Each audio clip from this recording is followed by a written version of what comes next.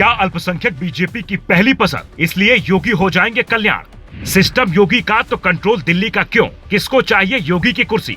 इस कहानी की शुरुआत 2022 के चुनाव से होती है। योगी अयोध्या से चुनाव लड़ने की इच्छा जताते हैं, लेकिन योगी को गोरखपुर से चुनाव लड़वाया गया। बीजेपी में राम मंदिर के नाम पर क्रेडिट लेने की होड़ मची रही। चंपत राय और नृपेंद्र मिश्र पर यकीन मोदी शाह ने किया। उन्हें राम मंदिर के ट्रस्ट में अहम भूमिका दी गई। अब जब चढ़ावा चोरी का मामला सामने आया तो ये योगी की असफलता जोड़कर उनके अपने ही प्रचार कर रहे हैं, जबकि सच कुछ और ही है। योगी आदित्यनाथ के पास ट्रस्ट का कंट्रोल नहीं है, क्योंकि प्रशासन के पास ट्रस्ट में दखल का अधिकार नहीं है। अयोध्या में योगी सरकार ने सिर्फ मंदिर परिसर के लिए कई अधिकारी तैनात किए, लेकिन वहां सबसे बड़ा अधिकारी बना ड्राइवर टिन्नू यादव।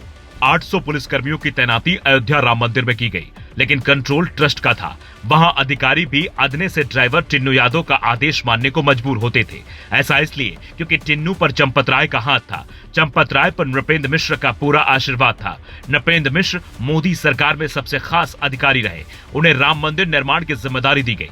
उनकी निगरानी में टीम बनी, लेकिन सारा आरोप बाबा पर क्यों मढ़ा जा रहा है? क्या सरकार योगी की है और कंट्रोल दिल्ली का है? दिल्ली के नेताओं को बंगाल की जीत मिली। राजनीतिक पंडित कहते हैं कि इससे केंद्रीय बीजेपी अति आत्मविश्वास के करीब है। बंगाल में सुवेंदु को योगी की तरह बनाने की कोशिश इसका एक बड़ा उदाहरण है। कहा जाता है यूपी में अधिकारी 3 खेमे में काम कर रहे हैं, जिसमें एक लखनऊ के नियंत्रण में है, दूसरा दिल्ली की निगरानी में काम को अंजाम देते हैं, जबकि तीसरी तरफ कुछ ऐसे भी अधिकारी हैं जो सपा के इशारे पर काम कर रहे हैं। सवाल है कि क्या योगी जिन अधिकारियों पर यकीन कर रहे हैं वो उनकी आंखों में धूल झोंक रहे हैं? टिन्नू यादव की निगरानी में 60 किलो चांदी मंदिर से गायब हो गई। करोड़ों रुपए का गबन किया गया। यहाँ तक कि श्रीराम को भेंट की गई चरण पादुका भी गायब है। कितनी संपत्ति ड्राइवर टिन्नू यादव के पास है, इसके लिए ईडी की एंट्री भी हो सकती है। यूपी में अधिकारियों की मनमानी के पीछे एक मुख्य वजह है सत्ता के 3 केंद्र का होना। योगी का आदेश लखनऊ से निकलता है, लेकिन वो पहले दिल्ली पहुंचता है, फिर उसे बदल कर लागू किया जा रहा है। बीजेपी ऐसा करीब हर राज्य में करती है।